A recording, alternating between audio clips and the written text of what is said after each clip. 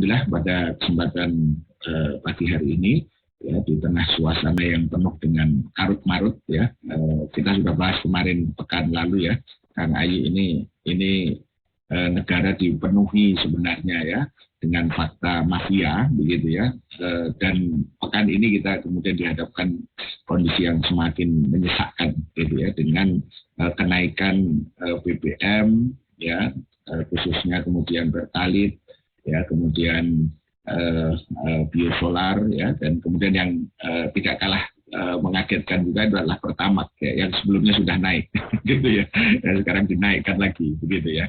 Ya, tentu sebagai rakyat, ya, sebagai bagian daripada masyarakat, ya, apalagi kita sebagai seorang Muslim, ya, Allah berikan satu kemampuan bagi kita untuk mengukur, ya, menilai, ya, menstandarisasi sesuatu. Tentu kita dalam batas-batas yang kita miliki, ya, kemampuan ini kita harus tetap sampaikan di tengah-tengah masyarakat. Maka sebenarnya ini bukan isu baru, ya, tetapi sudah kita pernah bahas, ya, beberapa waktu yang lalu, ya. Kemarin saya cek lagi di data saya, itu ini sudah kita bahas pada edisi 112, Kang Ayu. Hari ini untuk kajian siasi maksudnya, ya, ini kita sudah menginjak 126. Jadi kalau 112 berarti sudah 14 pertemuan, berarti 14 pekan yang lalu, ya, sudah kita ingatkan sebenarnya pada waktu itu, dan pada waktu itu kita bahas bersamaan dengan rencana yang juga sudah didengung-dengungkan oleh pemerintah, ya, melalui Menko investasi, ya, dan kemaritiman, ya, Pak Luhut, gitu, ya, terkait juga dengan bukan hanya BBM, ya, tapi juga kemudian tarif dasar listrik dan LPG, ya. Nah, sekarang ternyata ini dilepas satu-satu, gitu, ya.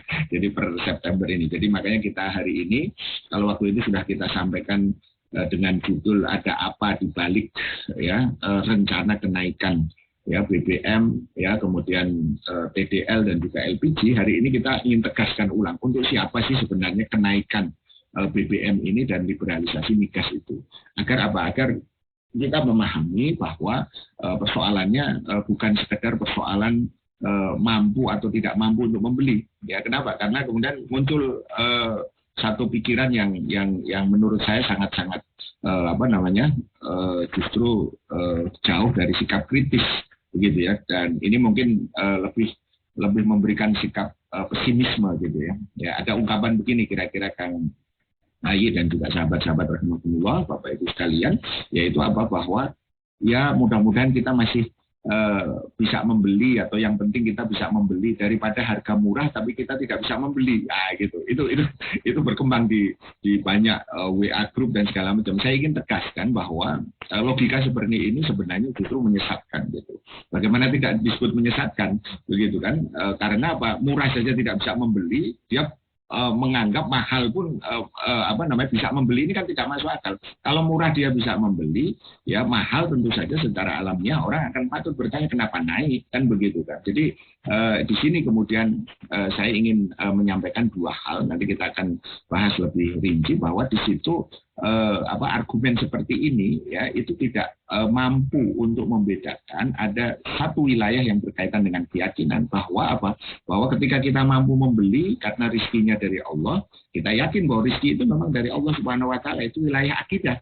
Tapi yang kedua, ketika terjadi kezaliman, ya, karena kenaikan harga BBM dengan segala macam dampaknya tadi, itu adalah sesuatu yang berbeda yang harus kemudian dihilangkan.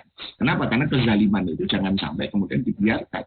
Nah, ini yang harus kemudian dipahami. Jangan malah kemudian, ya, yang penting bisa membeli. Nah, ini adalah sikap saya kira powerless yang tidak boleh terjadi pada masyarakat. Masyarakat, saya ingin tegaskan, berhak untuk mengetahui, karena masyarakatlah yang memiliki, ya, istilahnya hak untuk mengetahui bagaimana negeri ini kemudian dikelola, begitu. Jadi jangan sampai kemudian seolah-olah kemudian kita hanya hanya pasrah saja dengan kondisi yang ada di sini. Saya berkali-kali dalam banyak kesempatan mengatakan di forum kajian ini kita ingin membuat politik itu ya menjadi politik of hope gitu ya. Jadi politik yang membangun satu harapan baru, membangun satu keinginan yang lebih konstruktif, bukan malah politik of fear. Jadi ketakutan ya bahkan kecemasan ya ujung-ujungnya nanti ketidakberdayaan begitu ya yang ada di situ.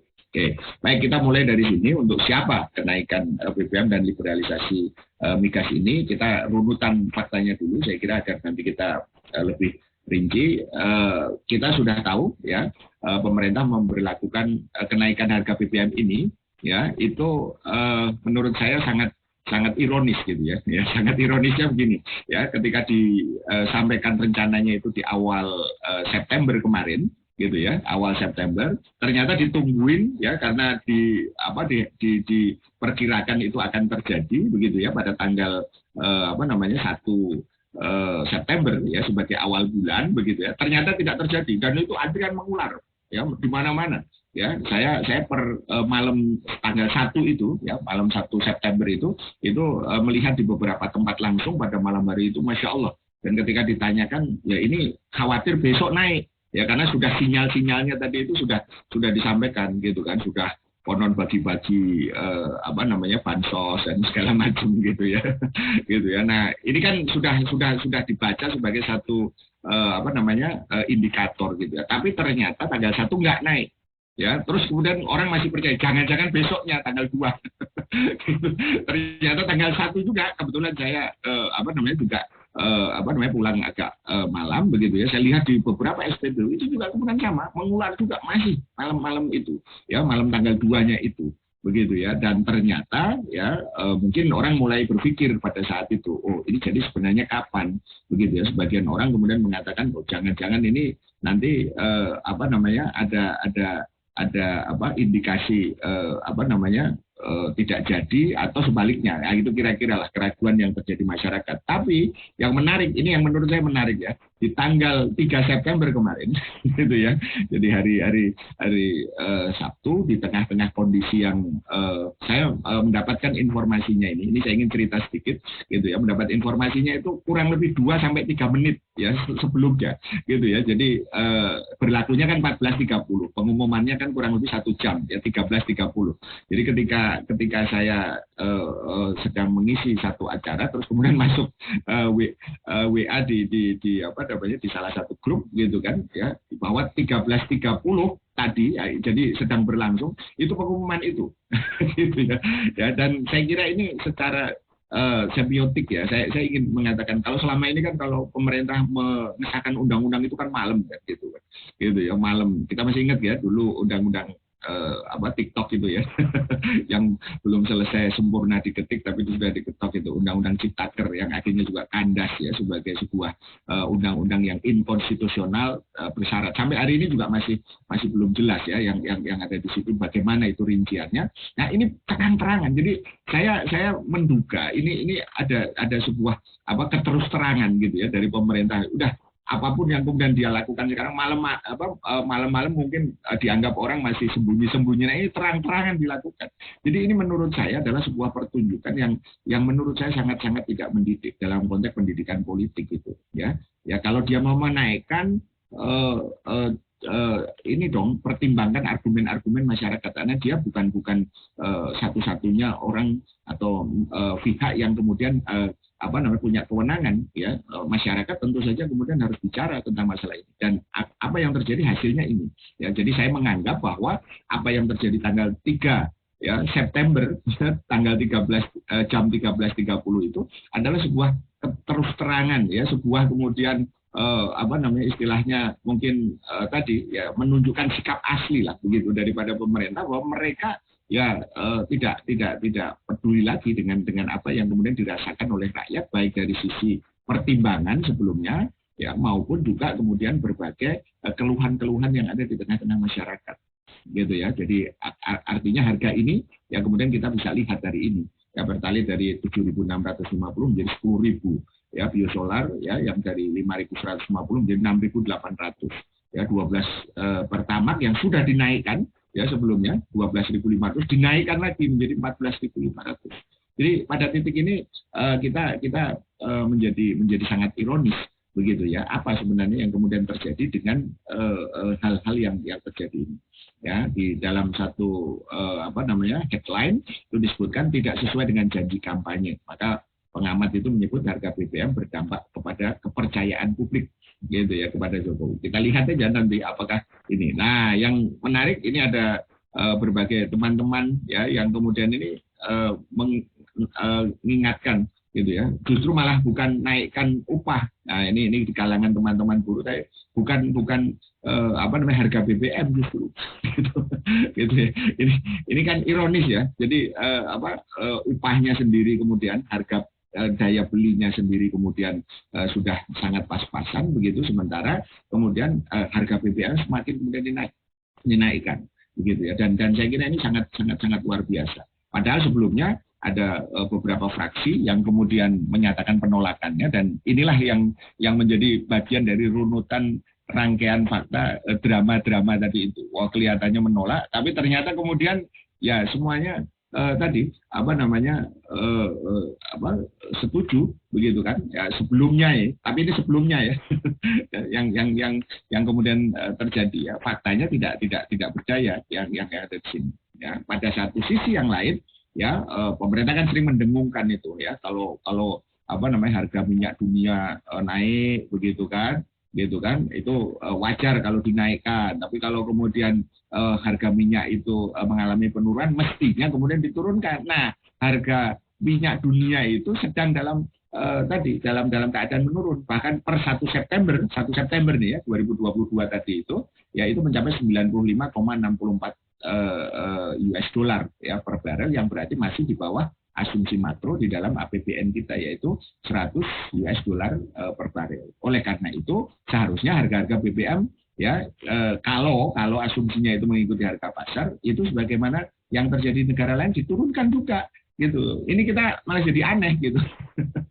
Gitu ya. Ini yang saya kira kita mesti benar-benar paham. Sementara dampak harga BBM ini kita sudah ingatkan berkali-kali gitu ya, terkait terutama dengan peningkatan inflasi bahan pokok itu semakin memberatkan rakyat. Ya, BPS ya dan Bank Indonesia sudah mencatat kenaikan harga pangan telah menyentuh 10%. Inflasi diprediksi dapat menyentuh 7-8% bila harga BBM bersubsidi itu mencapai 10.000. Tadi sudah kita dapatkan kan harganya tadi itu. Kemudian kenaikan harga BBM bersubsidi sekitar 30%, ya diprediksi oleh ekonom Bima Yudhistira akan meningkatkan inflasi antara 6-8%. Jadi dalam konteks ekonomi, maka kemudian inflasi ini tentu akan menurunkan daya beli rakyat, UMKM akan terdampak dan berisiko bangkrut. Gelombang PHK akan menerjang dan akibatnya pengangguran akan semakin meningkat dan pada akhirnya akan meningkatkan angka kemiskinan. Ini yang kita sudah ingatkan sekali lagi dari kurang lebih 14 pekan yang lalu kan Ayi gitu ya. Jadi ini sudah kita ingatkan. Apa makna ini? Nah, ini yang kita ingin tegaskan saja sebenarnya, bahwa berarti kebijakan menaikkan harga BBM bersubsidi ya, khususnya kemudian jenis pertalite dan solar tadi ya, pertama tetap aja naik ya, memang konsumsinya juga tetap ini ya, itu konfirmasi bahwa memang ya pemerintah menerapkan kebijakan yang sangat liberal, hanya melayani kepentingan oligarki dan kehendak kapitalisme global ya, dengan mengabaikan hak dan kepentingan rakyat. Jadi ini jelas kebijakan yang zalim gitu ya, apalagi di tengah beban kehidupan rakyat yang sudah berat ya akibat dampak dari pandemi yang belum sepenuhnya pulih. Saya kira poin penting ini sudah kita ingatkan. Jadi kalau kita tadi ingin menjawab ya pertanyaan untuk siapa, yang jelas bukan untuk rakyat, tetapi adalah untuk segelintir ya kapitalis tadi itu. Yaitu apa? Siapa? Mereka-mereka yang kemudian sudah sering kita sampaikan sebagai bagian daripada oligarki ini, untuk kemudian apa? Melakukan apa yang mereka sebut sebagai kebijakan yang liberal. Kebijakan yang liberal itu artinya apa? Bahwa ya negara itu berusaha untuk tidak melakukan ya banyak hal gitu ya terkait dengan kepentingan rakyat. Artinya negara melepas ini kewajibannya tadi itu dengan bahasa subsidi, gitu ya. Subsidi itu kan bantuan, gitu kan. Subsidi itu bantuan. Rakyat itu bukan dibantu, harusnya wajib untuk dilayani. Ya kalau hanya dibantu dengan bentuk subsidi tadi itu, lantas pemerintah di mana posisinya? Ini yang kemudian kita ingatkan bahwa di balik liberalisasi migas ini, ya, yang kemudian kita tadi sudah sampaikan di dalam judul, begitu ya, migas ini pekan lalu sudah kita juga bahas dalam konteks kaitannya dengan mafia, maka kemudian yang terjadi ini ternyata memang semakin menjadi-jadi, gitu. Ini yang paling pokok, begitu ya, sehingga dari sini kita berharap bahwa ini menjadi kesadaran agar jangan pernah kemudian kita membiarkan kondisi kezaliman ini. Begitu ya. Jadi persoalannya bukan, sekali lagi, bukan yang penting saya bisa membeli, bukan itu. Itu adalah satu sisi yang berkaitan dengan keyakinan bahwa rezeki kita itu memang Allah yang jamin. Itu masalah akidah, masalah syariahnya, gitu ya. Masalah kemudian yang terkait dengan perilakunya, yaitu perilaku zolim tadi, itu tidak boleh dibiarkan, harus kemudian dikoreksi. Begitu. Nah, yang kedua apa? Bahwa permasalahan harga BBM ini adalah permasalahan yang tadi sudah berulang di setiap rezim. Nah, ini mengkonfirmasi apa? Bahwa permasalahan utamanya itu sekali lagi adalah karena kemudian diterapkannya sistem ekonomi yang kapitalistik tadi itu, yaitu sistem ekonomi yang berpihak kepada siapa? Para pemilik modal. Jadi kalau kemudian kita ditanya siapa yang kemudian diuntungkan dengan ini, ya para pemilik modal, khususnya di dalam konteks persoalan migas ini, baik di dalam maupun yang di luar negeri, dan mereduksi, ini yang tadi ya, mereduksi peran negara atau mengurangi negara hanya sebatas pembuat regulasi, bukan sebagai pelayan rakyat. Dan permasalahan tersebut ya semestinya dapat diselesaikan dengan mudah, gitu ya, kalau negara mau mengambil sistem ekonomi Islam sebagai solusi. Kemudian yang ketiga, kita ingatkan lagi bahwa ya tugas utama ya daripada ya pemerintah atau negara ya itu bukan berdagang gitu ya dengan rakyatnya. Jadi penguasa ini ya itu harusnya justru adalah untuk kemudian melayani, gitu ya. Saya ingin ingatkan ya satu hadis Rasulullah SAW yang saya kira ini kita ingin nanti tegaskan di belakang, tapi ini untuk memberikan gambaran awal saja karena memang sudah pernah kita sampaikan, al-imamu ra'in wa huwa mas'ulun an ra'iyatihi, bahwa seorang pemimpin, seorang khalifah itu adalah ra'in, ya pengurus, pelayan masyarakat, dan dia bertanggung jawab atas tadi apa yang kemudian menjadi urusan daripada masyarakatnya tadi itu. Sehingga dari sini kita bisa melihat bahwa yang keempat, selain berfungsi sebagai pengurus dan pelayan masyarakat, dia juga harus menjadi apa? Pelindung, junah, sebagai perisai. Ya dari apa? Dari ya berbagai gempuran ideologi kapitalisme liberal tadi itu, sehingga justru dia melakukan proteksi dalam konteks ini. Coba sekarang bayangkan ya pemerintah itu mengeluh ya bahwa subsidi, sekali lagi subsidi dalam pengertian bantuan tadi itu sudah membebani APBN. Tapi pernah nggak pemerintah kemudian mengeluh tentang hutang luar negeri? Satu, tidak pernah kita dengar itu, saya kira. Ya, pemerintah lempeng aja. Dan saya sudah ingatkan pada pekan yang lalu bahwa tahun 2023 dalam konteks APBN itu akan kemudian mengambil hutang lagi lebih dari 600 triliun ya US dollar. Gitu ya, 600 triliun ya rupiah dalam konteks ini. Nah, artinya apa? Itu baru dari sisi hutangnya saja pemerintah terus saja kemudian keras kepala kalau menurut saya untuk melakukan hal tersebut. Begitu ya. Dan yang kedua apa? Jangan lupa bunga tahunan kita ya dalam konteks APBN itu sudah lebih dari 400 triliun. Ya, sekarang pertanyaannya, bunga itu kan riba. Pernah nggak kemudian riba itu kemudian dikeluhkan? Kan tidak pernah. Yang penting kan aman dari sisi mana? Dari sisi perbuatan, itu adalah perbuatan yang jelas-jelas melanggar syariat Allah Subhanahu wa taala. Begitu kan? Aman dari sisi mana? Di dunia, ya di dunia ini kemudian itu adalah sebuah bentuk kemaksiatan. Begitu kan? Apalagi kalau kemudian itu dianggap aman, berarti itu benar seolah-olah. Begitu, dalam pandangan Islam justru yang harus dikeluhkan itu kenapa sih kemudian pemerintah tidak berani untuk kemudian ya menghilangkan bunga tadi itu. Ya, itu pertanyaan yang harus kita sampaikan kepada mereka-mereka yang hari ini sedang berkuasa. Sementara ketika melayani rakyat mengeluh, tapi tidak pernah kemudian menyampaikan sebenarnya harga BBM ya, ini kan sudah kita sampaikan pekan lalu. Harga BBM itu sebenarnya berapa sih produksinya? Ya, sehingga kemudian dijual Misalnya untuk Pertalite tadi itu awalnya 7.000 sekian tadi itu, nah kemudian sekarang dinaikkan 10.000. Apa karena kemudian hal tersebut ada yang ditutup-tutupi? Nah ini yang kemudian saya kira penting untuk kemudian dibuka, gitu ya. Dan ini terkait dengan apa? Innamal imamu junnah yuqatalu min waraihi wa yutaqqabih. Bahwa sesungguhnya ya para pemimpin itu adalah ibarat perisai di mana orang akan berperang dan berlindung ya dari musuh dengan kekuasaannya tadi. Dan yang kelima, kita ingin tegaskan bahwa sumber daya minyak dan gas bumi yang dalam perspektif Islam itu adalah merupakan harta jenis milik umum, al-milki amma, sepenuhnya harus dikuasai oleh negara dan dikelola sebesar-besarnya untuk kepentingan rakyat. Oleh karena itu, haram meliberalisasikannya dan menyerahkan kepemilikan serta pengelolaannya kepada pihak swasta, baik swasta dalam negeri maupun swasta asing. Ini yang ingin kita tegaskan, 5 hal ini dulu, begitu ya. Nah, makanya apa, kita bulatkan ini dalam bentuk tolak dan batalkan. Ya, jadi ini kita minta juga ya sahabat-sahabat di apa namanya di YouTube ya, atau kemudian juga di Zoom, gitu kan. Saya ingin menegaskan gini, karena ada sebagian orang yang mengatakan gini, Ustadz, ditolak atau diminta dibatalkan, toh tetap itu berjalan, tidak ada masalah. Dalam pengertian tidak ada masalah apa? Ini menunjukkan sikap kita bahwa kita tidak pernah setuju.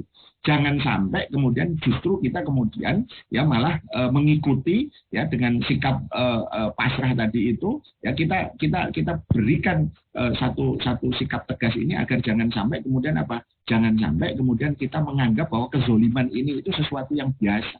Ya, maka tetap harus ditolak gitu ya kenaikan ini walaupun sudah naik, karena sebelumnya juga banyak di antara masyarakat yang sudah menyatakan sebelum kenaikan tanggal 3 September kemarin ya terus, dan kemudian hari ini benar-benar jadi dilakukan, maka batalkan gitu ya. Apakah ini bukan sesuatu hal yang tadi ironis? Ya, inilah ironisnya ketika negara itu kemudian dikelola dengan sistem yang justru kemudian jauh dari Islam.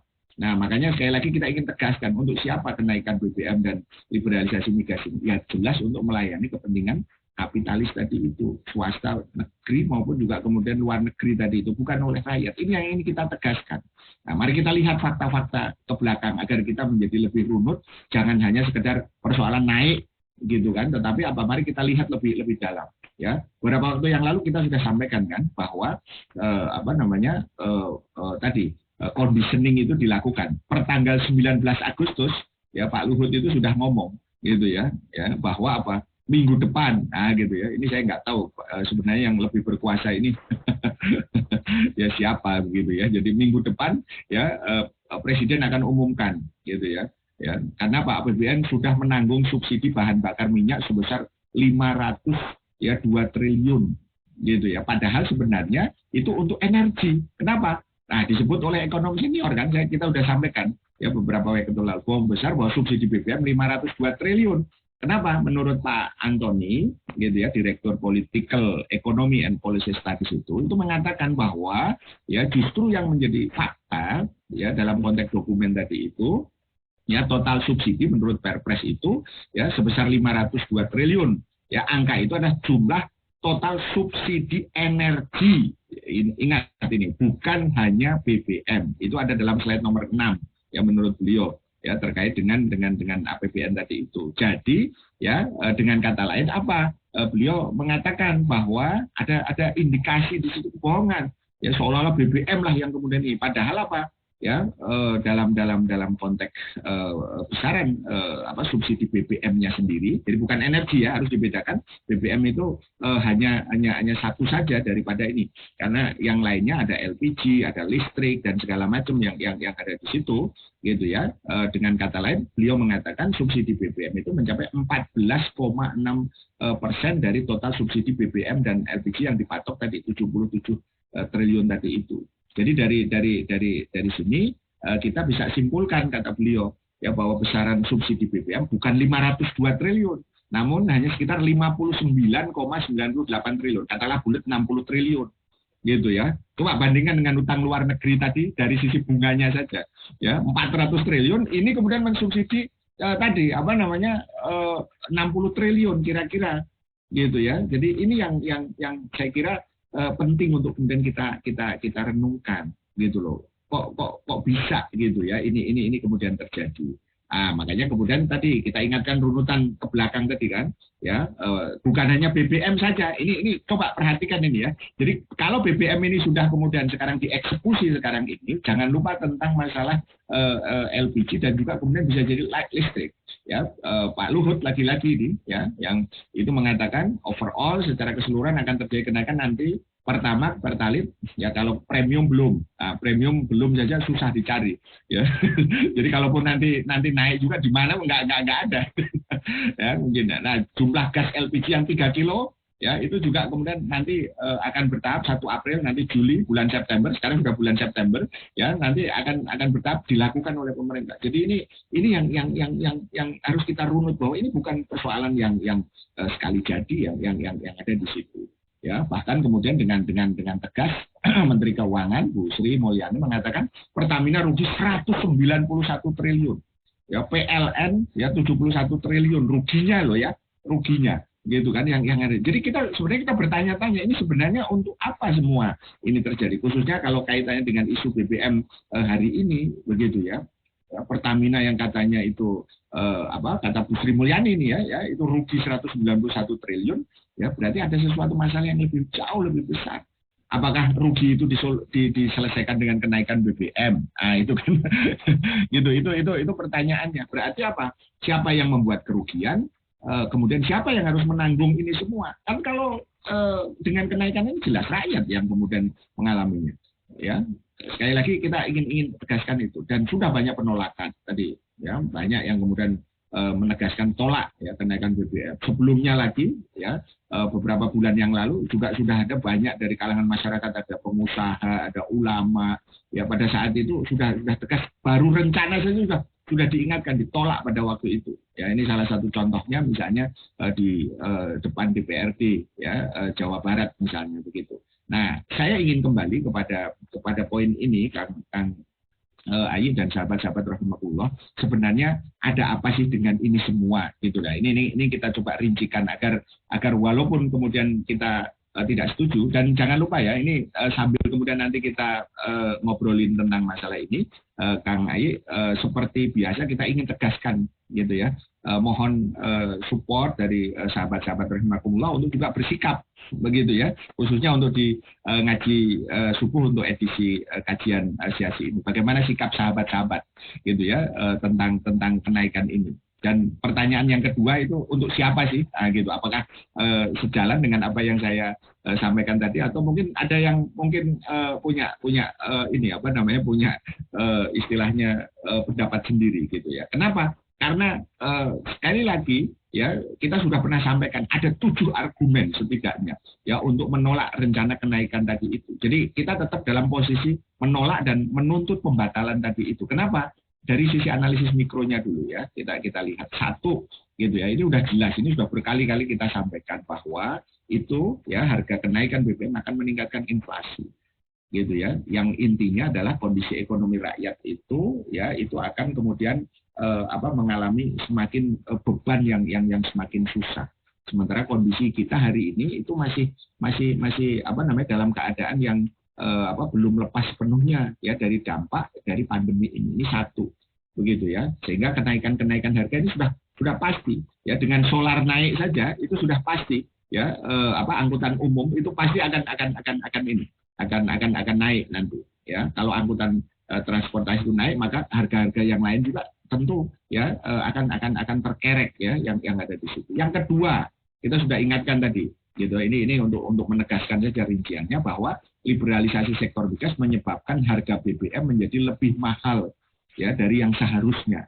Ini yang saya kira dalam konteks ini gitu ya, mestinya ya pemerintah itu bukan melakukan liberalisasi dengan melepas ya pengelolaan sektor migas ini atau liberalisasi migas tadi itu ya kepada swasta. Harusnya apa? Sekali lagi ya itu adalah tanggung jawab dari pemerintah ya untuk kemudian melakukan pelayanan ya terhadap masyarakat. Ya, kemudian kita tegaskan hal ini ya, tapi ini sulit terjadi selama pemerintah masih melakukan liberalisasi migas tadi dengan terus mendorong swasta untuk terlibat dalam mengelola sektor migas.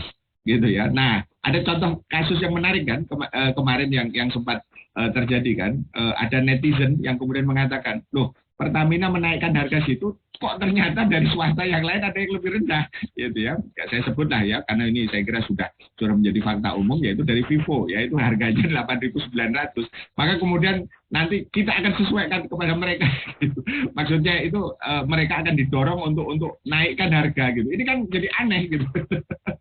Gitu ya. Jadi ini jadi bahan olok-olok gitu loh yang terjadi di lapangan itu. Ya, kondisi ini nanti saya kira sangat kontras dengan ajaran Islam yang tadi sudah kita tegaskan sektor pertambangan itu adalah kepemilikan umum khususnya kemudian yang terkait dengan masalah migas ini.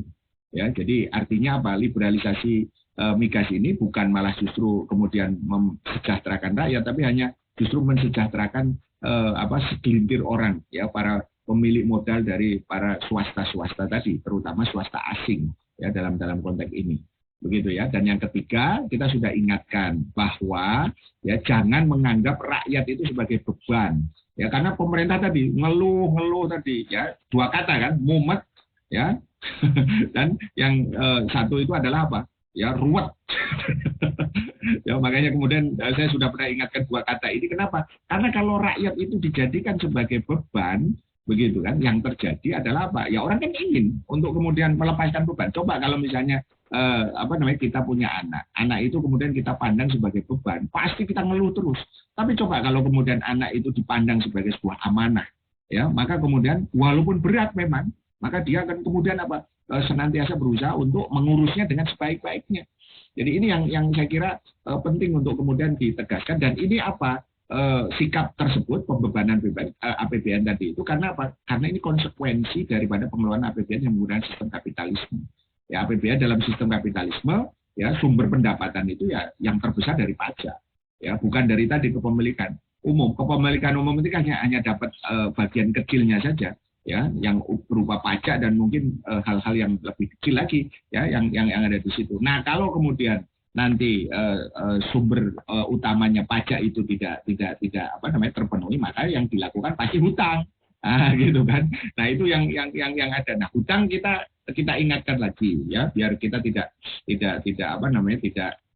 lupa begitu ya. Per Maret 2022 ya utang pemerintah sudah menembus 7.000, sekali lagi 7.000 triliun gitu. Ini fakta, ini bukan fiksi. Gitu ya. Tahun ini ya, tahun 2022 bunga hutang sudah lebih dari 405,9 triliun ya, gitu ya. Tidak pernah kan ini dikeluhkan kan, aduh bunga ini ya gitu, tidak pernah, mumet ruwet, itu tidak pernah gitu. Yang dibuatnya itu subsidi. Kalau mengeluhkan subsidi itu pasti mengeluhkan rakyat. Sementara IKN bisa, ya kan? Wah, gitu. Sementara kemudian kereta cepat ya, atau kereta yang ingin cepat tadi itu, gitu ya, itu tetap aja kemudian dibela-belain. Gitu. Jadi artinya apa? Jangan salahkan kalau kemudian masyarakat menilai hanya kemudian yang dimunculkan itu yang mercusuar itu. Padahal pertanyaan yang mercusuar itu untuk siapa sih? Sama juga pertanyaannya. Apakah kereta cepat itu untuk orang miskin, untuk orang-orang rakyat, gitu kan? Tidak ada sebenarnya gitu. Jadi ini hanya lagi-lagi kita duga kuat itu adalah bagian dari pencitraan yang kemudian terjadi dari rezim ini. Lihat hutang ini, keluhkan hutang ini, bahkan hentikan hutang itu. Jadi jangan sampai justru menambah lagi. Kan saya sudah ingatkan tadi itu 2023 sudah diplot nih, sudah di planning ya itu 600 triliun rupiah akan diambil lagi. Gitu kan. Ini kan sebuah hal yang semakin tidak bisa diterima oleh akal sehat.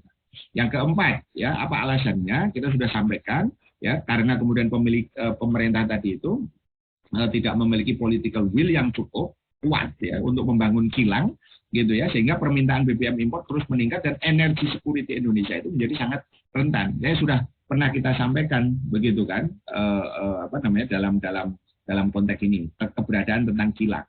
Ya, kilang ini kalau kemudian kita lihat sudah lebih dari 30 tahun ya, kapasitas daripada kilang Pertamina itu tidak bertambah. Terakhir itu Balongan. Ya, kemarin juga ada musibah kebakaran ya, gitu kan. Nah, sementara kalau ini dikaitkan dengan masalah keamanan ya dan juga pertahanan, maka kita bisa lihat kapasitas itu ya hanya menyebabkan Indonesia cadangan minyaknya itu hanya bisa untuk 20 hari. Ya, coba 20 hari. 20 hari itu kan tidak panjang, gitu ya. Jauh lebih rendah dibandingkan Singapura. Singapura 90 hari, berarti 3 bulan, gitu ya. Padahal pertanyaannya, Singapura itu punya tambang minyak nggak sih? Nggak ada, tapi kilang minyaknya banyak. Ini kan jadi pertanyaan yang besar. Begitu, Jepang 185 hari, Korea Selatan 192 hari, Amerika 336 hari, hampir setahun. Coba bayangkan, gitu ya. Jadi kalau mereka ini dalam keadaan keamanan yang terancam ya dalam waktu tertentu, mereka akan tetap bisa melakukan ini. Maka inilah yang kemudian tadi kalau tidak dilakukan upaya ke sana, maka yang terjadi itu impor tadi itu ya akan senantiasa menguntungkan para trader ya, mafia migas, lagi-lagi negara mafia ya yang akan mengambil margin tertentu tadi dari proses impor tadi itu, gitu ya. Nah, ini sudah diakui juga, gitu kan ya. Padahal kemudian kata tadi kata orang dalamnya sendiri begitu ya, kami ini ada 6 kilang yang beroperasi, gitu kan. Ya, jadi rata-rata umurnya sudah tua, bahkan ada hampir 100 tahun, gitu ya. Jadi dari sini, jadi dan membutuhkan investasi 672 triliun rupiah, begitu ya, untuk proyek pengembangan sampai 2027. Kenapa nggak ini kemudian diprioritaskan? Ini sudah jelas-jelas diakui, begitu kan, yang ada di situ, baik itu Dumai, Pelaju, Cilacap dan seterusnya. Kemudian yang kelima, mahalnya harga BBM ini karena pemerintah mengenakan komponen PPN ya dan pajak BBM daerah pada harga jual ya yang ada di masyarakat. Ya sudah kemudian ini dipajakin lagi ya tadi karena konsekuensi dari negara kapitalis tadi itu. Maka kemudian ya semakin mahal lah harganya tadi itu. Ya, belum lagi kalau nanti pakai aplikasi itu.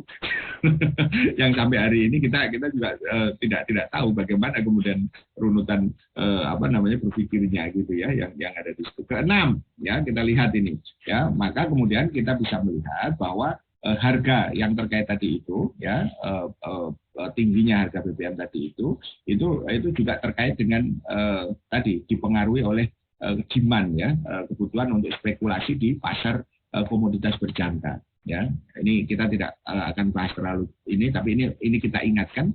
Kemudian yang ketujuh, yang terakhir itu perdagangan minyak mentah dunia itu dilakukan dengan standar mata uang US dollar, gitu ya. Jadi ini yang kemudian juga nanti secara makro itu akan terkait dengan itu. Jadi saatnya untuk menghentikan tadi tata dunia yang zolim tadi itu, gitu ya. Kalau dalam konteks Islam nanti inilah yang disebut dengan mestinya uang itu digunakan adalah emas dan perak, dinar dan dirham tadi itu. Jadi kalau dari sisi ini maka kita simpulkan ini analisis makronya ya, bahwa sekali lagi kita sudah tegaskan ini. Jadi negara itu adalah tugasnya mengurus dan melayani rakyat, bukan berdagang. Ingat ini yang pertama. Yang kedua, bahwa negara itu juga harus memberikan perlindungan tadi. Kita sudah ingatkan tentang junah, tentang perisai tadi itu. Dari apa? Gempuran ideologi kapitalisme liberal harus menjadi pelindung yang memproteksi. Kemudian yang ketiga, ya rencana tadi, sebagaimana dikaitkan tadi ini konfirmasi adalah kebijakan yang liberal. Dan yang keempat, bahwa seluruh problem ekonomi yang dihadapi oleh negara mestinya dapat diselesaikan dengan mudah jika negara mengambil Islam sebagai solusi. Sehingga dari sini kita akan bisa melihat kekayaan alam Indonesia yang melimpah dapat memberikan kesejahteraan, bukan menguntungkan segelintir.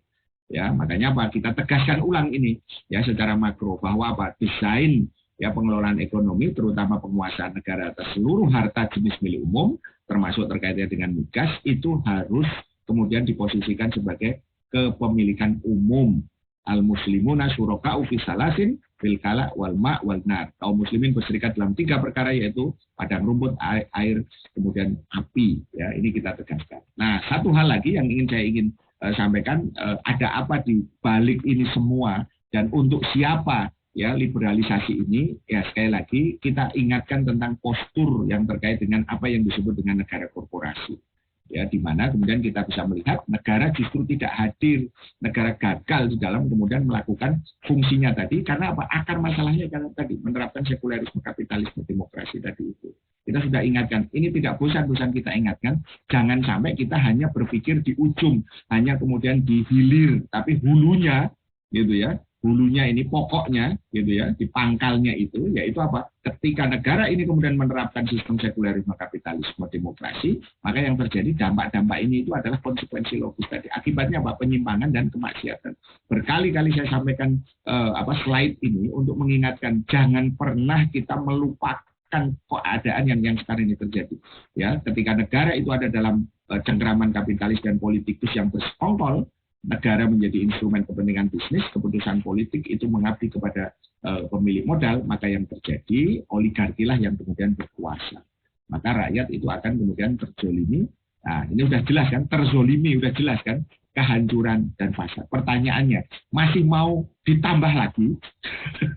Coba sekarang pertanyaannya kita renungkan bersama. Apakah kita menunggu keadaan lebih buruk lagi? Ya, karena tadi peran oligarki kapital makin dominan. Ya, apalagi jangan lupa ini menjelang tahun 2024. Semua orang pasti akan berpikir, ya, Kang Ayi dan juga sahabat-sahabat rahmatullah gitu ya. Sekarang sudah bulan September. Ini ambillah ini kira-kira tengah tahun ya, dari 2022. Pemilu itu akan dilakukan di awal 2024 sekitar bulan Februari. Begitu ya. Jadi waktu yang tersisa sebenarnya kalau kemudian kita hitung itu hanya 1,5 tahun. Begitu ya. Dan semua orang ya sekarang ini akan pasti membutuhkan uang untuk kemudian tadi kepentingan 2024. Pertanyaannya, apakah tidak kita kemudian berpikir ya seperti yang kemudian disampaikan dalam banyak kesempatan bahwa 92% ya calon kepala daerah ya, apakah itu juga nanti termasuk juga DPR, termasuk juga kemudian DPRD yang lain, itu saya kira tidak akan jauh berbeda. Maka mereka itulah sebenarnya cupong-cupong yang sesungguhnya. Ya, bahaya oligark daripada orangnya dan oligarki dari sisi sistemnya tadi itu. Ya, maka saya ingin tegaskan dalam konteks ini kepentingan siapa ini ya yang saya kira ingin kita tegaskan, ya tentu saja kepentingan oligarki segelintir. Siapa oligarkinya? Satu adalah dari para swasta-swasta yang kemudian mendapatkan keuntungan ya dari kenaikan ini ya, termasuk swasta asing ya, baik dalam negeri maupun swasta asing. Yang kedua adalah para politisi-politisi yang kemudian mendukung kebijakan ini ya, terutama partai yang sekarang berkuasa ya, yang merupakan koalisi ya. Ini saya kira mereka mendapatkan semua ya dengan dukungan politik tadi itu. Maka kita ingin tegaskan ini gambaran yang nanti lebih spesifik begitu ya, bagaimana kemudian oligark ini kemudian bekerja sama dengan tadi government gitu ya, people dalam konteks ini masyarakat itu hanya kemudian mendapatkan kezaliman tadi itu. Nah, maka sistem oligarki ini tidak bisa dilepaskan dari praktika demokrasi kapitalisme. Kalau sekulerisme itu dalam konteks politik menghasilkan demokrasi, di bidang ekonomi itu menghasilkan kapitalisme dengan swasta yang dominan, maka yang terjadi, perhatikan ini. Demokrasi itu nanti akan kemudian berpengaruh dalam konteks pemilu, gitu ya. Ya, maka cermati siapa yang mendukung ini pasti tidak akan bisa dilepaskan dengan pemilu yang nanti ada wakil rakyat dan penguasa, baik DPR maupun juga pemimpin daerah ya maupun juga nasional, gitu ya. Yang itu nanti tergantung penyandang dananya. Siapa penyandang dananya ketemu di titik merah ini, para kapitalis dan pemilik modal tadi confirm. Maka itulah yang akan melahirkan undang-undang dan kebijakan. Nah, kebijakan kenaikan BBM itu pasti akan terkait dengan pengabdian kepada kepentingan pemilik modal dan pihak asing. Ya, ini saya kira ini yang harus ditegaskan. Jadi maksud saya sekali lagi jangan sampai kemudian kita merasa kecil hati, ya. Karena apa? Contoh ya, ketika kita bicara tentang minyak goreng saja, ini untuk kesekian kalinya kita tegaskan 46% pasar itu hanya kemudian dikuasai ya oleh 4 produsen, bukan 4% ya, 4 produsen gitu ya. Kalau 4% besar itu, tapi kalau 4 orang 4 produsen 46% pasar di dunia di minyak goreng. Minyak goreng belum selesai. Menteri Perdagangannya ngomong harga telur 30.000 naik, nggak apa-apa, cuman ini gitu kan. Nanti kita akan ujungnya ketemu lagi. Kalau kemudian nanti harga mahal cabai, nanam sendiri aja nanti, gitu. Nah, apakah ini layak untuk kemudian diinikan? Ya, ini sedikit saya tambahkan terkait dengan konglomerasi yang terkait dengan minyak goreng tadi ini. Ini orang-orang yang terkaya silahkan kemudian di apa namanya dikaitkan tadi dengan siapa itu oligarki dan siapa yang mendapatkan ini, dan pada akhirnya ya kita ingin tegaskan bahwa kita titip kepada sahabat-sahabat sekalian satu doa saja ya. Saya ingin menyampaikan satu doa di mana kemudian doa ini yang mohon diaminkan, mudah-mudahan ya ini menjadi bagian daripada hak sekaligus kewajiban kita. Kita tidak hanya berdoa, tetapi kita kemudian terus untuk berdakwah, untuk kemudian apa, mengubah situasi kondisi ini dengan langkah-langkah yang kemudian sistematis. Ya, jadi kalau sahabat-sahabat perhatikan, Rasul itu mengajarkan pada kita, Allahumma man waliya min amri ummati syai'at, ya fasyaqqa alaihim faskub alaihi, ya waman waliya min amri ummati syai'an, ya farafaqo bihim farfuq bihi, amin ya Allah ya rabbal alamin. Ya, jadi ya Allah, barang siapa yang memiliki hak mengatur ya suatu urusan umatku lalu dia memberatkan, menyusahkan mereka, maka beratkan, susahkan mereka. Dan barang siapa yang memiliki hak mengatur suatu urusan umatku lalu dia memperhatikan urusan mereka dengan baik, maka perlakukan dia dengan baik ya Allah. Ya. Tapi sekali lagi kita ingatkan ini agar jangan sampai kemudian mereka kemudian dengan terang benderang di siang hari bolong gitu ya, jam 13.30 tadi itu ya, mereka sudah terang-terangan menyampaikan sikap itu. Maka jangan sekali-kali kemudian kita ragu-ragu juga untuk kemudian berdoa dan kemudian tetap menolak dan menuntut pembatalan ini. Maka kesimpulannya ya, dalam konteks sistem kapitalisme termasuk di dalamnya liberalisasi pengelolaan SDA, sumber daya alam, termasuk di dalamnya adalah energi tadi itu, khususnya BBM, ya jelas ini adalah untuk kepentingan kapitalis oligarki, ya bukan untuk rakyat. Dan kita tegaskan bahwa ya hanya dengan mengadopsi syariat Islam maka pengelolaan ekonomi ya termasuk sektor migas akan menguntungkan negara dan rakyat, dan lebih dari itu penerapan syariat ini bukan hanya untuk di dunia tapi juga pertanggungjawaban nanti di akhirat. Jadi jangan berhenti hanya seolah-olah ini harga, oh yang penting bisa kemudian dibeli. Bukan itu sekarang persoalannya, tetapi adalah ini pertanggungjawaban dunia akhirat kita. Ya, jadi mudah-mudahan kita ingin tegaskan bahwa dengan apa yang kemudian sekarang terjadi, yakinlah bahwa Islam inilah yang kemudian menjadi satu-satunya, bukan salah satu. Ya, bukan salah satu, tapi satu-satunya, the only one. Gitu ya, satu-satunya solusi untuk kemudian menyelesaikan carut marut ini. Ya, jadi jangan menunggu keadaan semakin buruk lagi.